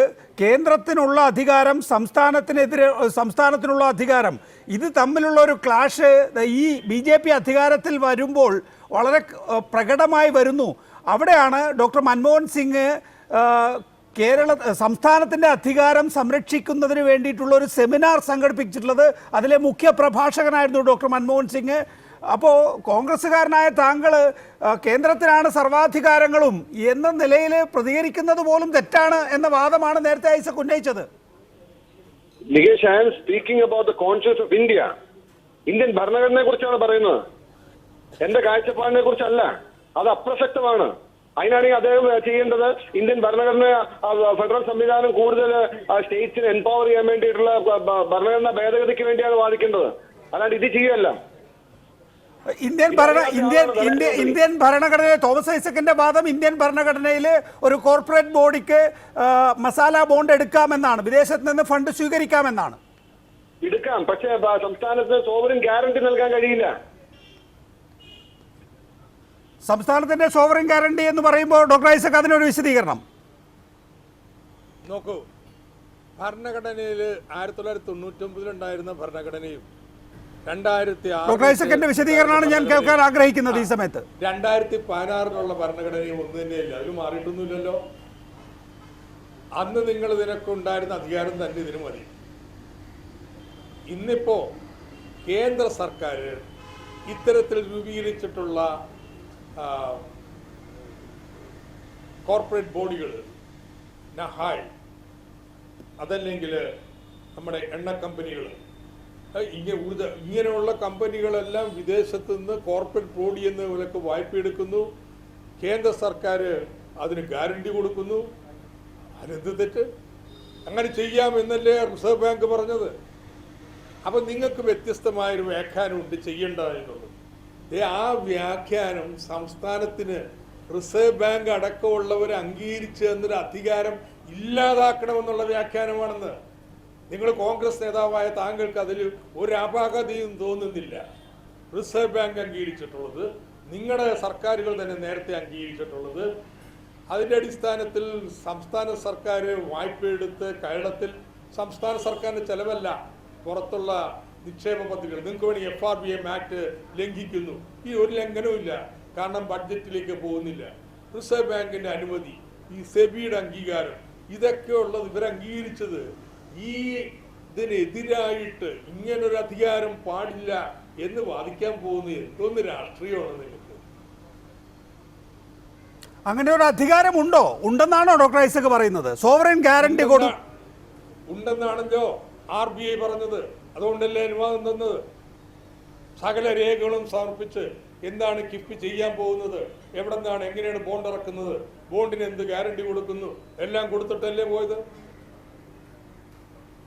അങ്ങനെ ഒരു അധികാരം റിസർവ് ബാങ്ക് നൽകുമ്പോൾ ഇന്ത്യൻ ഭരണഘടനയിൽ ഇല്ല എന്ന് ഡോക്ടർ കുഴൽനാടൻ താങ്കൾക്ക് തോന്നിയത് എന്തുകൊണ്ട്? അല്ല, റിസർവ് ബാങ്ക് അങ്ങനെ ഒരു അധികാരം നൽകി എന്ന് പറയുന്നത് ഏത് ഇതിന്റെ വെളിച്ചത്തിലാണെന്ന് ചോദിക്കാം. റിസർവ് ബാങ്കിന്റെ അംഗീകാരം ഇല്ലാതെ ഒരു കോർപ്പറേറ്റ് ബോഡിക്കും വിദേശത്ത് വായ്പ എടുക്കാൻ പറ്റത്തില്ലെന്ന്, സ്വകാര്യമായാലും പൊതു സർക്കാരിന്റെ കോർപ്പറേറ്റ് ബോഡിയാണെങ്കിലും അങ്ങനെ അനുവാദം തന്നിട്ടാ പോയത്. അല്ല, പോകാൻ പറ്റൂ? ഡോക്ടർ കുഴൽനാടൻ എനിക്ക് അദ്ദേഹം പറയുന്നത് പൂർണ്ണമായിട്ടും കേൾക്കാൻ അല്ല, അദ്ദേഹം പറയുന്നത് റിസർവ് ബാങ്കിന്റെ അനുമതി ഇല്ലാതെ പുറത്തുനിന്ന് ഒരു വായ്പ പോലും എടുക്കാൻ കഴിയില്ല. റിസർവ് ബാങ്കിന്റെ അനുമതിയോടുകൂടിയാണ് നമ്മൾ പോയത്. അല്ല, റിസർവ് ബാങ്കിന്റെ അനുമതി അദ്ദേഹത്തിന്റെ കിട്ടിയ ഡേറ്റ് അദ്ദേഹത്തിന്റെ കയ്യിലുള്ളത് ജൂൺ 1, 2018 ശേഷമാണോ അതോ ആ അനുമതിയെ കുറിച്ചാണ് അദ്ദേഹം പറയുന്നതെന്ന് ചോദിക്കാം. 2018 ജൂൺ 1 ശേഷമാണോ അതിന് മുമ്പാണോ? ഏതായാലും മസാല ബോണ്ട് എടുക്കാൻ പോണതിന് മുമ്പ് അനുമതി കിട്ടിയിട്ടുണ്ട്, അല്ല പോകാൻ പറ്റില്ല. 2019 മസാല ബോണ്ട്. അതെ. 2019 മുൻപ് 2019 മുമ്പ് അനുമതി മേടിച്ചിട്ടേ മസാല ബോണ്ട് എടുക്കാൻ പറ്റുള്ളൂ, അങ്ങനെയാണ് ചെയ്തത്. അല്ല, ഞാൻ ചോദിക്കുന്നത്, ഞാൻ ഇതിനകത്ത് പരിശോധിച്ചതിൽ ഞാൻ കണ്ട റിസർവ് ബാങ്കിന്റെ ഒരു പേപ്പർ ഉണ്ട്. അതല്ലാതെ മറ്റെന്തെങ്കിലും അനുമതി ഉണ്ടോ ഇല്ലയോ എന്ന് എനിക്ക് അറിയാതെ പറയുന്നത് ശരിയല്ലാത്തതുകൊണ്ടാണ് അദ്ദേഹത്തോട് ചോദിക്കുന്നത്. അദ്ദേഹത്തിന് ആ ഡേറ്റോ അതെങ്കിലും ഓർമ്മയുണ്ട്. ഞാൻ കണ്ട കടലാസ് ജൂൺ 1, 2018 അതിന് ശേഷം പ്രത്യേക അനുമതി RBI കൊടുത്തിരുന്നു എന്നാണ് എനിക്ക് അറിയേണ്ടത്. അതെ, അതിന് ശേഷമാണ് തന്നിട്ടുള്ളത്. ഞാൻ വേണമെങ്കിൽ നാളെ ഫേസ്ബുക്കിൽ ഇങ്ങനെ കോർപ്പറേറ്റ് ബോഡികൾക്ക് കേന്ദ്ര സർക്കാരുകൾ കോർപ്പറേറ്റ് ബോഡികൾക്ക് വായ്പ എടുക്കാൻ കേന്ദ്ര സർക്കാരും അനുവാദം നൽകിക്കൊണ്ടുള്ള ക്യാബിനറ്റ് തീരുമാനം നാളെ ഞാൻ ഫേസ്ബുക്കിൽ എടുക്കാം. കൊഴുനാടൊന്ന് വായിച്ചാൽ മതി. ഏതായാലും നിങ്ങൾ പറഞ്ഞ ഡേറ്റിന് ശേഷമാണ് റിസർവ് ബാങ്ക് അനുവാദം നൽകിയത്. വായ്പ എടുക്കാൻ തടസ്സമില്ല എന്ന് അറിയാത്ത ആളല്ല ഞാൻ. പക്ഷെ അതിന് വിദേശത്ത് സോവറിൻ ഗ്യാരണ്ടി കൊടുക്കാൻ പറ്റൂല്ലോ എന്നുള്ള ചോദ്യമേ ഉള്ളൂ. അതിനുത്തരം പറയാം. 293 ഓവർകം ചെയ്യാൻ കേന്ദ്ര സർക്കാരിനും കഴിയില്ല. കേന്ദ്ര സർക്കാരിന്റെ ക്യാബിനറ്റിനും കഴിയില്ല. സോവറിൻ ഗ്യാരണ്ടിയോടുകൂടി ഞങ്ങൾ ഇങ്ങനെ പോകുന്ന ടേംസും കണ്ടീഷൻസും എല്ലാം കൊടുത്തിട്ടാണ് ബോണ്ട് ഇറക്കുന്നത്. അത് റിസർവ് ബാങ്കിനോട് പറഞ്ഞു, എന്നിട്ടാണ് റിസർവ് ബാങ്ക് അനുവാദം നൽകിയത്. ഇല്ലെന്ന് 293 ഓവർകം ചെയ്യാൻ റിസർവ് ബാങ്കിനും കഴിയില്ല, കേന്ദ്ര ക്യാബിനറ്റിനും കഴിയില്ല. ശരി, ഇത് തന്നെയാണ് അഭിപ്രായ വ്യത്യാസം. റിസർവ് ബാങ്ക് അനുവദിച്ചാലും ഈ സെബി അനുവദിച്ചാലും നമ്മുടെ കീഴ്വഴക്കങ്ങൾ അനുവദിച്ചാലും കുഴനാട് സമ്മതിക്കില്ല. അദ്ദേഹം കേസ് കൊടുക്കും, ഉപയോഗിക്കാനായിട്ട് അനുവദിക്കില്ല എന്നാണ് അദ്ദേഹം പറഞ്ഞുകൊണ്ടിരിക്കുന്നത്. ഭയങ്കരമായിട്ടുള്ള സംസ്ഥാന അധികാരത്തിന് വേണ്ടി നിൽക്കുന്ന കോൺഗ്രസിന്റെ രാഷ്ട്രീയം അദ്ദേഹം പറഞ്ഞുകൊണ്ടിരിക്കുക. താങ്കൾ സംസ്ഥാന അധികാരവും ഭരണഘടനയും തമ്മിൽ കൂട്ടിക്കുഴക്കേണ്ട കാര്യമില്ലല്ലോ. ഇത് ഞങ്ങളാരും മനസ്സിലാവല്ലോ. ഈ സംസ്ഥാനത്തിന്റെ അധികാരം ഭരണഘടനയിൽ നിന്ന് കിട്ടുന്നതാണ്. ഈ ഭരണഘടന ഫെഡറലാണ്. അതിന്റെ അടിസ്ഥാനത്തിൽ സംസ്ഥാനത്തിന് അധികാരമുണ്ട്, കേന്ദ്രത്തിന് അധികാരമുണ്ട്. സംസ്ഥാന സർക്കാർ നേരിട്ട് വിദേശത്ത് നിന്ന് വായ്പ എടുക്കാൻ കഴിയില്ല. എന്നാൽ ഒരു ബോഡി കോർപ്പറേറ്റിന് വായ്പ എടുക്കാം, ഒരു തർക്കവുമില്ല. റിസർവ് ബാങ്ക് അനുവദിച്ചു. അനുവദിച്ച് തെറ്റാണെന്ന് പറഞ്ഞ് കേസ് കൊടുക്കാൻ പോകുന്ന കോൺഗ്രസ്സുകാരനാണ് നിങ്ങൾ. അങ്ങ് എടുത്തതിന് പിന്നാലെ കേരളത്തിൽ നിന്ന് തന്നെയുള്ള മുത്തൂറ്റ് ഗ്രൂപ്പ് 2 വട്ടം എടുത്തു. ആരെങ്കിലും ചലഞ്ച് ചെയ്തോ? ആരെങ്കിലും തർക്കിച്ചോ? $450 മില്യൺ 2019 $550 മില്യൺ ലണ്ടൻ സ്റ്റോക്ക് എക്സ്ചേഞ്ചിൽ നിന്ന് 2020 വാങ്ങിയില്ലേ? അത് 6.12 പലിശയ്ക്കും 4.14 പലിശയ്ക്കും ഡോളറിലാണ് എന്നിരിക്കെ കൂടി മുത്തൂറ്റിനെടുക്കാം, അദാനിക്കെടുക്കാം, സഹായിക്കെടുക്കാം, എണ്ണക്കമ്പനികൾക്കെടുക്കാം. കേരള സർക്കാരിന്റെ കോർപ്പറേറ്റ് ബോഡിക്ക് എടുക്കാൻ പാടില്ല. കാരണം കേരള സർക്കാർ ഗ്യാരണ്ടി കൊടുക്കാൻ പോകും. നഹായിക്ക് കേന്ദ്ര സർക്കാരിന് ഗ്യാരണ്ടി കൊടുക്കാം, എടുക്കുകയും ചെയ്യാം. ഇതില് സംസ്ഥാനത്തിന്റെ ഭരണഘടനാപരമായ അവകാശത്തെ കുറിച്ച് വരേണ്ട മാറ്റങ്ങളെ കുറിച്ച് ഉള്ള ഒരു രാഷ്ട്രീയമുണ്ട്. ആ രാഷ്ട്രീയം നിങ്ങൾക്ക് അന്യമാണ്. അത് BJPയുടെ രാഷ്ട്രീയവും ഒത്തുപോകുന്ന രാഷ്ട്രീയമാണ് എന്ന് ഞാൻ പറയുന്നു. അത് BJPയുടെ രാഷ്ട്രീയമല്ല മിസ്റ്റർ തോമസ് ഐസക്. അത് ഈ രാജ്യത്ത് 1947 ശേഷം ഉണ്ടായ സാധന. അല്ലാണ്ട് BJP ഇന്നലെ വന്നുള്ളൂ. അതിന്റെ സൗണ്ട് റീസൺസ് ഉണ്ട്. There is sound political reasons behind it. ഈ കോൺസ്റ്റിറ്റ്യൂഷൻ ഫ്രെയിം ചെയ്ത ആളുകൾ മണ്ടന്മാരാണ് വിചാരിക്കുന്നത്. ഞാൻ ഔട്ട് സൗണ്ട് ആയിട്ടുള്ള ഒരു റീസണും അല്ല. ഇവിടെ കോൺസ്റ്റിറ്റ്യൂഷൻ ഫ്രെയിം ചെയ്ത ആളുകൾ പിന്നെ വിഡ്ഢികളായിരുന്നോ? ഈ രാജ്യത്തെ കുറിച്ച് കാഴ്ചപ്പാടില്ലാത്തവരായിരുന്നോ?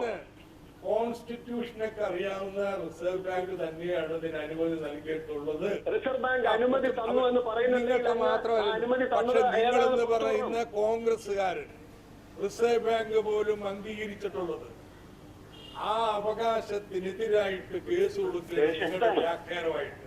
ആ വ്യാഖ്യാനം സ്വദേശി ജാഗരൻ മഞ്ചിന്റെ വ്യാഖ്യാനമാണ്.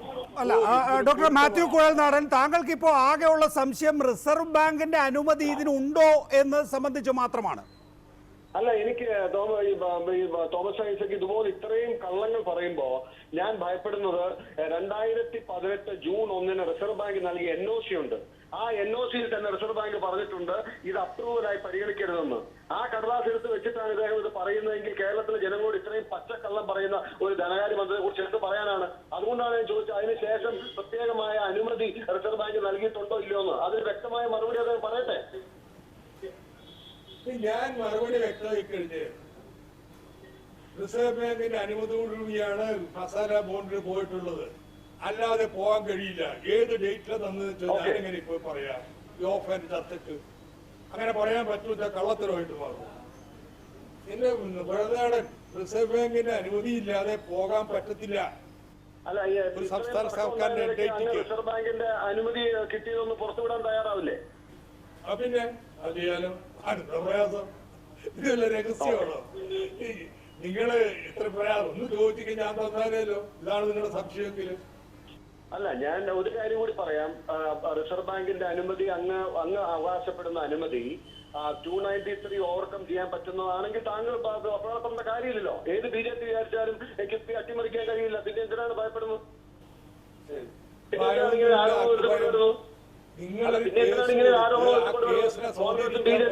രീതിയിലുള്ള പല നടപടികള് സ്വാഭാവികമായിട്ട് നല്ല വക്കീല് നില നിങ്ങൾ എടുക്കുന്നു, നമ്മൾ അതിന് ഡിഫൻസ് ഒരുക്കും സാറേ. അത്രേ ഉള്ളൂ. ഞങ്ങളുടെ താല്പര്യം സംസ്ഥാനത്ത് ഈ നടന്നു വരുന്ന അന്യാദൃശ്യമായിട്ടുള്ള വികസന പ്രവർത്തനങ്ങളെ മുന്നോട്ട് കൊണ്ടുപോവാ. നിങ്ങളുടെ കോൺഗ്രസിന്റെ രാഷ്ട്രീയത്തിൽ എങ്ങനെയെങ്കിലും ഇതിന് തടസ്സം ഉണ്ടാക്കാം. കാരണം വെച്ച് കഴിഞ്ഞാൽ അത് തടസ്സപ്പെടുത്തിക്കൊണ്ട് മാത്രമേ നമുക്ക് അധികാരത്തിലേക്ക് വരാൻ പറ്റൂ എന്ന് ഇന്ത്യ പ്രതിപക്ഷ നേതാവ് ചിന്തിക്കുന്നത്. ഏതാണ്ട് അത് മട്ടിലാണ് നിങ്ങൾ സംസാരിക്കുന്നത്. അല്ല, 293 മറികടക്കാവുന്ന രീതിയിലുള്ള അനുമതിയാണ് എങ്കിൽ പിന്നെ എന്തിനാണ് വെപ്രാളപ്പെടുന്നത് എന്ന ചോദ്യമാണ് ഡോക്ടർ കുഴൽനാടൻ ഉന്നയിക്കുന്നത്. ഡോക്ടർ ഐസക്, വെപ്രാളൊന്നുമല്ല. ഇങ്ങനെ ഒരു കേസ് വരുന്നു, 2 വട്ടം പിൻവലിച്ച് 3-ാം വട്ടം വരുന്നു. അതുവരെ രംഗത്തില്ലാത്ത CNDG ഒരു കക്ഷിയായിട്ട് വരുന്നു. ആ CNDGയുടെ റിപ്പോർട്ടിലെ ഇങ്ങനെ റിപ്പോർട്ട് വരുന്നു. ഇതെല്ലാം ഞങ്ങൾക്ക് കൂട്ടി വായിക്കാൻ സ്വല്പം വിവരമുണ്ടെന്ന് ധരിച്ചോളൂ. അതിന്റെ അടിസ്ഥാനത്തിലാണ് നമ്മൾ തമ്മിൽ ഇങ്ങനെ കൊള്ളാറ് സ്വകാര്യമായിട്ടോ അല്ലെങ്കിൽ കോടതിയിലോ വ്യവഹരിച്ചു തീരേണ്ട കാര്യമില്ല. നാട്ടിലെ ജനങ്ങൾ മുഴുവൻ അറിയേണ്ട കാര്യമാണെന്ന് തീരുമാനിച്ച് അതിന്റെ അടിസ്ഥാനത്തിൽ ഇത് പുറത്തു കൊണ്ടുവന്നത്, ചർച്ചയ്ക്ക് വന്നിട്ടുള്ളത്, ജനങ്ങളോട് ചർച്ച ചെയ്യേണ്ട പ്രധാനപ്പെട്ട കാര്യമാണെന്ന് നിഗമനത്തിൽ ഞങ്ങൾ എത്തി. ഇതിൽ RSSന്റെ പങ്കാളിത്തത്തെ എന്തുകൊണ്ടാണ് താങ്കൾ RSSന്റെ പങ്കാളിത്തം ഉണ്ട് എന്ന് ഏത് സാഹചര്യത്തിലാണ് ഡോക്ടർ ഐസക് താങ്കൾ സംശയിക്കുന്നത്? മാത്രമല്ല, പേരെടുത്ത് പറയുകയാണ് റാം മാധവ് ഇപ്പോൾ BJPയുടെ സമുന്നതനായ നേതാവാണ്. അദ്ദേഹം ഏത് നിലയിൽ ഗൂഢാലോചന നടത്തി, എവിടെ ഗൂഢാലോചന നടത്തി, എപ്പോൾ ഗൂഢാലോചന നടത്തി? അതിലേക്കൊന്നും ഇപ്പൊ ഈ ഘട്ടത്തിൽ ഞാൻ കടക്കുന്നില്ല. ഞാൻ ചോദിക്കട്ടെ, എന്താ RSSന്റെ BJPയുടെ നിലപാട്? ഇന്ത്യയുടെ വൈവിധ്യമം അവർ അംഗീകരിക്കുന്നില്ല. അത് ഇന്നല്ലല്ലോ ഡോക്ടർ ഐസക്. സ്വാതന്ത്ര്യപൂർവ്വ കാലഘട്ടത്തിൽ തന്നെ ഇന്ത്യ എന്ന രാജ്യം മതി, ഫെഡറൽ അധികാരങ്ങൾ വേണ്ടതില്ല എന്നുള്ളതായിരുന്നു RSSന്റെ നയം. അതെ, അതിന്റെ അടിസ്ഥാനത്തില് അവര് സംസ്ഥാനങ്ങൾക്കുള്ള അധികാരങ്ങൾ ഓരോന്നായിട്ട് എടുത്തു മാറ്റിക്കൊണ്ടിരിക്കുകയാണ്. ഇപ്പൊ കേരളത്തില് ഇന്നത്തെ സാഹചര്യത്തില് നമുക്കൊരു പുതിയ വികസന പാത വേണം. അതിന് നിലവിലുള്ള നിയമവ്യവസ്ഥയുടെ അടിസ്ഥാനത്തിൽ നമ്മളൊരു ഫിനാൻസിങ് മോഡൽ ഉണ്ടാക്കും. അത് പാടില്ല. ഫിനാൻസ് കമ്മീഷൻ കൊടുത്തിരിക്കുന്ന റെഫറൻസ് നോക്കൂ. ഇങ്ങനെയുള്ള സംരംഭങ്ങളെ തടയുന്ന ലക്ഷ്യം കൂടി പിന്നിലുണ്ട്. അപ്പൊ RSSന്റെ നിലപാടിതാണ്. അപ്പോൾ RSS സംഘപരിവാറിലെ ഒരു കക്ഷിയായിട്ടുള്ള ആള് കേസ് കൊടുക്കാൻ വരുമ്പോൾ സ്വാഭാവികമായിട്ട് RSSന്റെ പിന്നിലുണ്ട് എന്ന് പറയുന്നതിൽ എന്ത് തെറ്റ്? പക്ഷെ റാം മാധവന്റെ പേരൊക്കെ പറയുമ്പോൾ അതിന്റെ വിശദാംശങ്ങൾ കൂടി വെളിപ്പെടുത്തണ്ടേ ഡോക്ടർ ഐസക്? ഇപ്പൊ അതിലേക്ക് ഞാൻ കടക്കുന്നില്ല. മറ്റൊന്ന്, കഴിഞ്ഞ ദിവസം പ്രതിപക്ഷ നേതാവ് പറഞ്ഞത് കനേഡിയൻ കമ്പനിയെ നയിക്കുന്ന കനേഡിയൻ ഫണ്ടിംഗ് ഏജൻസിയായ CDQ മസാല ബോണ്ട് വാങ്ങിയതിന് പിന്നിൽ എന്താണ് എന്ന് ഐസക് വെളിപ്പെടുത്തണമെന്നാണ്. എന്താണെന്ന് അദ്ദേഹം പറയട്ടെ. ഞാൻ വെളിപ്പെടുത്തുന്നില്ല, അദ്ദേഹത്തിന് അറിയാലോ. എന്തിനാ രഹസ്യമായിട്ട് വെച്ചുകൊണ്ടിരിക്കുന്നത്? കേരളത്തിലെ ജനങ്ങളോട് പറയട്ടെ. എന്താ ഇവര് പറയുന്നത്? അതൊരു ചാനലിൽ ഏറ്റവും പ്രധാനപ്പെട്ട ഒരു പെൻഷൻ ഫണ്ടാണ്. പെൻഷൻ ഫണ്ട് എന്താ ചെയ്യുന്നത്? പെൻഷൻകാരുടെ സേവിങ്സിൽ അവിടെ ഡെപ്പോസിറ്റ് ചെയ്യുന്നത് അവര് ഷെയറില്, ഡീബഞ്ചറില്, ബോണ്ടില് ഇതിലൊക്കെ നിക്ഷേപിച്ച് അതിന്റെ വരുമാനം നിക്ഷേപകർക്ക് തിരിച്ചു കൊടുക്കുന്നു. അതിൽ ഏറ്റവും പ്രാഗൽഭ്യമുള്ള കമ്പനികളൊന്നാണ് നമ്മുടെ കനേഡിയൻ ഈ പെൻഷൻ ഫണ്ട്. അവർക്ക് ലാവിന്റെ ഷെയറുകൾ അവർ വാങ്ങിയിട്ടുണ്ട്. ചിലപ്പോൾ നാളെ വിൽക്കുകയും ചെയ്യും, വേറെ കമ്പനികളെ മേടിച്ചേക്കും. ഇതവർ ചെയ്യുന്നൊരു ഏർപ്പാടാണ്. അത് വെച്ചിട്ട് എന്താ പെൻഷൻ ഫണ്ട് ലാവ്ലിംഗ് കമ്പനിയുടെ സബ് കമ്പനി ആയിട്ട് എന്നൊക്കെ പറയുന്നത് എന്തോന്ന് സാഹിത്യം, എന്തോന്ന് സാമ്പത്തിക വിജ്ഞാനമാണെന്ന് എനിക്ക് മനസ്സിലാവുന്നില്ല. ഇവിടെ ശ്രീ മാത്യു കുഴൽനാടൻ, ഇതിനകത്ത് അഴിമതിയുണ്ട് എന്ന് പറയുന്നതല്ലാതെ എന്ത് അഴിമതി എന്ന് ആരും പറയുന്നില്ലല്ലോ. അല്ല, അത് ഞാൻ അദ്ദേഹത്തോട് ചോദിച്ച ഒരു കാര്യം അദ്ദേഹം മറുപടി പറഞ്ഞില്ല. അദ്ദേഹത്തെ പോലെ ഒരാള് ഈ RSSുമായിട്ടുള്ള ഗൂഢാലോചനയിൽ ഞാനടക്കം പങ്കാളിയായി എന്ന നിലയിൽ സംസാരിക്കുകയും അതിന് തൃശ്ശൂർ രാമനിലയത്തിൽ ഗൂഢാലോചന നടന്നു എന്നൊക്കെ പറയുമ്പോ ഒരു ഉത്തരവാദിത്വം ഇല്ലാതെ അദ്ദേഹം അങ്ങനെ ഒരു പ്രസ്താവന നടത്തിയത് ശരിയാണോ എന്ന് സ്വയം പരിശോധിക്കണം എന്നാണ് എന്റെ ഒരു അഭിപ്രായം. ശരി, ഞാൻ കുഴൽനാടൻ ഗൂഢാലോചന നടത്താൻ രാമനിലയത്തിൽ പോയെന്നും പറഞ്ഞിട്ടില്ല. അതുകൊണ്ട് അതോർത്തിട്ട് നിങ്ങൾ അല്ലെങ്കിൽ അങ്ങനെ ക്ലാരിഫൈ ചെയ്യാൻ തയ്യാറാണ്. ഞാൻ ആ നിലയ്ക്കാണ് അങ്ങ് പറഞ്ഞു വെച്ചത്. അല്ലെങ്കിൽ ഞാൻ പറയുന്നു, മാത്യു കുഴൽനാടൻ ആരുമായിട്ടും ഇത്തരത്തിൽ ചർച്ച ചെയ്യാൻ പോയിട്ടില്ല. അല്ല, മാത്യു കുഴൽനാടനും രഞ്ജിത്തും തമ്മിൽ സംസാരിച്ചതായി ഡോക്ടർ ഐസക് പറഞ്ഞിട്ടില്ലേ? അത് നിശ്ചയമായിട്ടുണ്ട്. വക്കാലത്തെടുത്തിരിക്കുന്നല്ലേ, ആ ചെറിയ സംഭാഷണമാണോ? വക്കാലത്ത് എങ്ങനെ കിട്ടി ഡോക്ടർ കുഴൽനാടൻ താങ്കൾക്ക്? വക്കാലത്ത് എങ്ങനെ കിട്ടി? ഞാൻ ആക്ച്വലി ഈ രഞ്ജിത്ത് കാർത്തികേയനെ ഈ സംസാരിക്കുന്ന ഈ സമയം വരെ ഞങ്ങൾ തമ്മിൽ നേരിട്ട് കണ്ടിട്ടില്ല. ഞങ്ങൾ സ്വാഭാവികമായിട്ടും ഞങ്ങളുടെ law firm Delhi based law ഫോമാണ്. അദ്ദേഹം ഇതുപോലൊരു കേസിന്റെ കാര്യങ്ങൾ ഡിസ്കസ് ചെയ്തു. സ്വാഭാവികമായിട്ടും എൻവയറൺമെന്റും മൈനിങ്ങും ഫിനാൻസും തുടങ്ങിയ മേഖലകൾ ഞാനാണ് കൈകാര്യം ചെയ്യുന്ന പാർട്ണർ എന്നുകൊണ്ട് അതിന്റെ റിക്വസ്റ്റ് എനിക്കാണ് ഫോർവേഡ് ചെയ്തത്. I agree to take up the matter. Initial opinion ഞാൻ കൊടുത്തു. അങ്ങനെ അവർ മുമ്പോട്ട് പോകാൻ പറഞ്ഞു. ഓഫീസിൽ നിന്നും വക്കാലത്ത് കളക്ട് ചെയ്തു. ബാക്കി നടപടിക്രമങ്ങൾ പൂർത്തിയാക്കി കേസുമായി മുന്നോട്ട് പോയി. അതിനെയാണ് ബഹുമാനായ ധനകാര്യ മന്ത്രി RSSുമായി ഗൂഢാലോചന നടത്തിയെന്ന് പറയുന്നത്. ഡൽഹിയിലെ ഏത് ലോ ഫോമാണ് താങ്കൾക്ക് വക്കാലത്ത് നൽകിയത്? താങ്കളുടെ സ്വന്തം ലോ ഫോമാണോ? ഏത് ലോ ഫോമാണല്ല, ഞാൻ പാർട്ണർ ആയിട്ടുള്ള ലോ ഫോമാണ്. I was working in Delhi. ഞാൻ കേരളത്തിലേക്ക് പൂർണ്ണമായും ഷിഫ്റ്റ് ചെയ്തിട്ട് ഏതാനും വർഷങ്ങളായിട്ടുള്ളൂ. അക്കാര്യത്തില് പാർട്ണർ ആയിട്ടുള്ള ലോ ഫോമാണ് KMLP ലോ എന്ന് പറയുന്ന ലോ ഫോം. ഞങ്ങള് എല്ലാ രാഷ്ട്രീയ കക്ഷികളുടെയും പ്രധാന രാഷ്ട്രീയ നേതാക്കളുടെയും ഹൈപ്രൊഫൈൽ കേസുകൾ KMLP കൈകാര്യം ചെയ്തിട്ടുണ്ട്. ബഹുമാനായ ധനമന്ത്രി അന്വേഷിച്ചാൽ അറിയാൻ കഴിയും. ഡോക്ടർ ഐസക്കിന് അക്കാര്യത്തിലുള്ള സംശയം തീർന്നോ? ഡോക്ടർ ഐസക്, ഞാൻ അന്വേഷിക്കാം. ഫേമിന്റെ പേര് അദ്ദേഹം തന്നെ പറഞ്ഞല്ലോ. അല്ല, ഇതിനകത്ത് പറഞ്ഞ തെറ്റല്ലല്ലോ. ഡൽഹി ഫേമാണ് ഒറിജിനൽ പെറ്റീഷൻ തയ്യാറാക്കിയത്. എന്ന് വെച്ചുകഴിഞ്ഞാലേ ഇവിടെ കുഴൽനേടം മാത്രമായിട്ട് ചെയ്തിട്ടുള്ള കാര്യമൊന്നുമല്ല. ഇതിന്റെ ഒറിജിനൽ പെറ്റീഷൻ ഡൽഹിയിലെ ലോ ഫോമാണ് തയ്യാറാക്കിയത്. പറഞ്ഞത് തെറ്റില്ലല്ലോ. ബാക്കിയുള്ള കാര്യം very much part of it. ഞാൻ അതിന്റെ വൺ ഓഫ് ദ പാർട്ണറാണ്. ആ 4 അക്ഷരങ്ങളിൽ ഒരക്ഷരം എന്നത് എന്റെ പേരാണ്. ഇനിയിപ്പോ അങ്ങ് ഡൽഹിയിലെ ലോ ഫോമാണ് തയ്യാറാക്കിയെന്ന് പറയുന്ന ആരങ്ങനെ അഡ്വൈസ് ചെയ്തിട്ടാണെന്ന് എനിക്കറിയില്ല. എന്റെ കൂടി ബ്ലഡ് ആൻഡ് സ്വെറ്റ് ഉള്ള ലോ ഫോമാണത്. ആരും എന്നെ ഏൽപ്പിച്ച് ഞാൻ കേസ് നടത്തിയതല്ല. അഴിമതിക്കാരെ കൂടി പറഞ്ഞ് നമുക്ക് അവസാനിപ്പിക്കാം. ശ്രീ മാത്യു കുഴൽനാടൻ, എന്ത് അഴിമതിയാണ്? എന്തുകൊണ്ടാണത്? ഈ കാര്യങ്ങൾക്ക് ഒരു ക്ലാരിറ്റി വന്നിട്ട് ബാക്കിയായിട്ട് പറയാനോ? അഴിമതി ഉണ്ടെന്ന് വിശ്വസിക്കുന്നുണ്ടോ? അല്ല, ഞാൻ പറഞ്ഞ കാര്യങ്ങളൊന്നും ഇന്നുവരെ പിൻവലിക്കേണ്ടി വന്നിട്ടില്ല. ഞാൻ പറഞ്ഞ കാര്യങ്ങൾ എനിക്ക് ബോധ്യമില്ലാത്ത കാര്യങ്ങൾ പറഞ്ഞിട്ടില്ല. മാത്യു എഴുതിയ ഫേസ്ബുക്ക് പോസ്റ്റ് വായിച്ചു. നിങ്ങളുടെ പ്രൊഫഷണൽ വൈദഗ്ധ്യത്തിന്റെ ഭാഗമായിട്ട് കിട്ടിയിട്ടുള്ള മുഴുവൻ വിവരവും പ്രൊഫഷണൽ ഇന്റഗ്രിറ്റി കൊണ്ട് പറയുന്നില്ല. അഴിമതി കഥകൾ പുറത്തു വരും. പറഞ്ഞാട്ടേന്ന് നിങ്ങളുടെ പ്രൊഫഷണൽ ഇന്റഗ്രിറ്റിനെ ഞങ്ങൾ ചോദ്യം ചെയ്യില്ല. അഴിമതി പറഞ്ഞു എന്നുള്ളത് കൊണ്ട് നിങ്ങളുടെ വിവരം ഉണ്ടല്ലോ, തെളിവുണ്ടല്ലോ, പറഞ്ഞാട്ടെ. കേരളത്തിലെ ജനങ്ങളുടെ മുന്നിൽ പറയും. ഒരു അഴിമതി പറ കിഫ്ബിയിലുള്ളത്.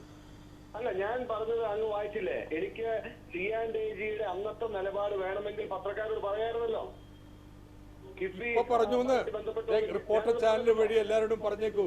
എന്താണ് കിഫ്ബിയിലെ അഴിമതി ഞാൻ എന്റെ പ്രൊഫഷണൽ എത്തിക്സിന്റെ ഭാഗം ഞാൻ ഒന്നും പറഞ്ഞില്ല. അയ്യോ, ഞാൻ പറഞ്ഞ എത്തിക്സിൽ ഞങ്ങൾ വിടുതൽ ചെല്ലിയിരിക്കുന്നു. നിങ്ങൾ എത്തിക്സ് വിരുദ്ധമായിട്ട് നിങ്ങൾ പറഞ്ഞു എന്നൊന്നും ഞങ്ങൾ വിമർശിക്കില്ല. നിങ്ങൾ പറയും ഒരു അഴിമതി. അങ്ങ് വിമർശിക്കുമെന്ന് ഭയന്നിട്ടല്ല, അങ്ങ് വിടുതൽ തന്നാൽ വിടാനുള്ളതല്ല എനിക്ക് എന്റെ എത്തിക്സ്. ഇല്ല കുഴൽനാടൻ, നിങ്ങൾക്ക് ഒരു ചുക്കും ഒരു അഴിമതിയും കിഫ്ബിക്കെതിരെ വെക്കാനില്ല. വെറുതെ ഉണ്ടയില്ല വെടി പറയില്ലേ, ഉണ്ടെങ്കിൽ അഴിമതി പറയാം. ഇപ്പൊ നിങ്ങളിപ്പോ പറഞ്ഞോട്ടൊന്നും കാര്യം അവിടെ നിൽക്കട്ടെ, ബാക്കി പിന്നാലെ നമുക്ക് കാണാം. അയ്യോ, പിന്നെ വേണ്ടത് ഇപ്പൊ പറയാന്ന് ഞാൻ വീണ്ടും കൊണ്ട് പറയണേ, പിന്നാലെ ഒന്നും വെക്കണ്ട, ഉള്ളത് ഇപ്പൊ പറഞ്ഞു പോകും. അല്ല, ഒരു സംശയമെങ്കിലും പറ ഡോക്ടർ കുഴൽനാടൻ.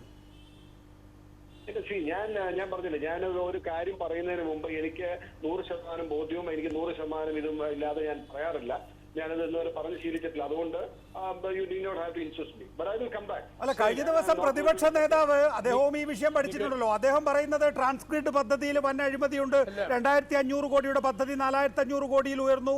പിന്നെ മലബാർ ക്യാൻസറിന്റെ കെട്ടിടം ഇടിഞ്ഞു പൊളിഞ്ഞു വീണു. ഇതൊക്കെ അഴിമതിയാണെന്നാണ്. ഡോക്ടർ കുഴൽനാടൻ അത് വിശ്വസിക്കുന്നുണ്ടോ? അല്ല, ഞാൻ ചോദിക്കട്ടെ, ബഹുമാനായ ധനമന്ത്രി ന്യായീകരിച്ച എത്രയോ കാര്യം ഈ കേരള സമൂഹത്തിന് മുമ്പിൽ തെളിഞ്ഞു വന്നു. സ്പ്രിംഗ്ലർ കേസ് ആർഗ്യ ഞാൻ ഉണ്ടായിരുന്നതാണ്. സ്പ്രിംഗ്ലർ കേസിനെ അല്ലെങ്കിൽ സ്പ്രിംഗ്ലർ എഗ്രിമെന്റിനെ ഇദ്ദേഹം ന്യായീകരിച്ച് കേരള സമൂഹം മുഴുവൻ കേട്ടതല്ലേ? എന്നിട്ട് ഒടുവിൽ എന്തായി? നിങ്ങൾക്ക് അത് ഡ്രോപ്പ് ചെയ്യേണ്ടി വന്നില്ലേ? വായി എന്തോന്ന് നിങ്ങൾ ശിവശങ്കർ കിഫ്ബിയുടെ പ്രോജക്ട് പറയുമ്പോ സ്പ്രിംഗ്ലർ, സ്പ്രിംഗ്ലറെ കുറിച്ച് പറയുമ്പോ ലാവ്ലി, ഇങ്ങനെയൊന്നും അല്ല വർത്താനം പറയുന്നത്. സ്പ്രിംഗ്ലർ എന്തായാലും നമ്മൾ തൊടുന്നില്ല. സ്പ്രിംഗ്ലർ എന്തായാലും തൊടുന്നില്ല. ഡോക്ടർ ഐസക്, ഈ ട്രാൻസ്ക്രിപ്റ്റ് പദ്ധതി കഴിഞ്ഞ ദിവസം തന്നെ താങ്കൾ മറുപടി പറഞ്ഞതാണ് എങ്കിൽ പോലും. ഇല്ല നികേഷ, എനിക്ക് ഇലക്ഷൻ ടൈമാണ്, യോഗങ്ങള് നിരന്നു നിൽക്കുന്നു. ഇപ്പൊ ഏതായാലും അദ്ദേഹം പറയാൻ തയ്യാറില്ല.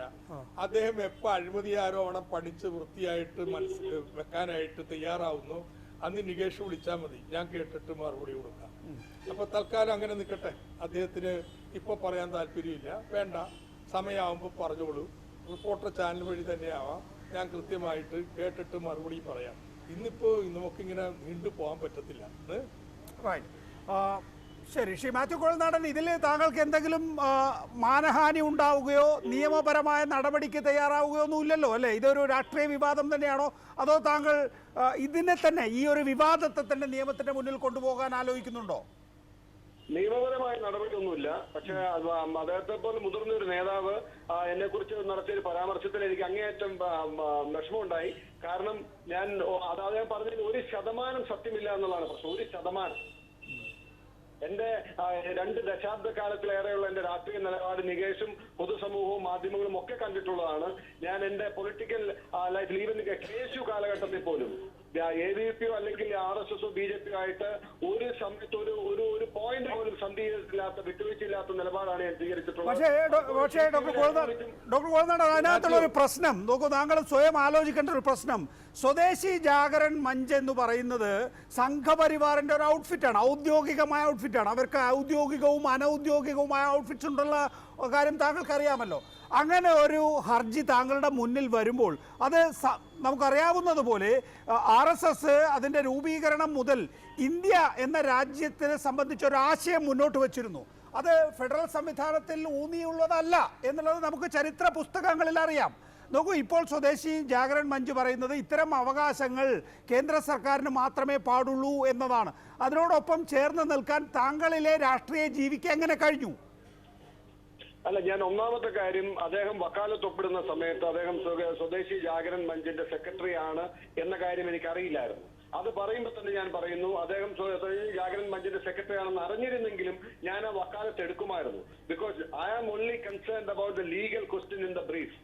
അത് മാത്രമാണ് എന്റെ കൺസേൺ. നോക്കൂ, അതാണ് നേരത്തെ ഡോക്ടർ ഐസക് പറഞ്ഞത്. അതൊരു ലീഗൽ ക്വസ്റ്റ്യൻ ആണ് എന്ന് താങ്കൾക്ക് തോന്നിയെങ്കിൽ തന്നെയും അന്തിമമായി കോൺഗ്രസ് ഫൈറ്റ് ചെയ്യേണ്ടത് ഫെഡറൽ സംവിധാനങ്ങൾക്ക് വേണ്ടിയല്ലേ? അത് പ്രത്യേകിച്ച് ഈ കാലഘട്ടത്തിൽ, നമ്മളിപ്പോൾ AB വാജ്പേയിയുടെ കാലഘട്ടത്തിൽ ജീവിക്കുന്നവരല്ല, നരേന്ദ്രമോദിയുടെ കാലഘട്ടത്തിൽ ജീവിക്കുന്നവരാണ്.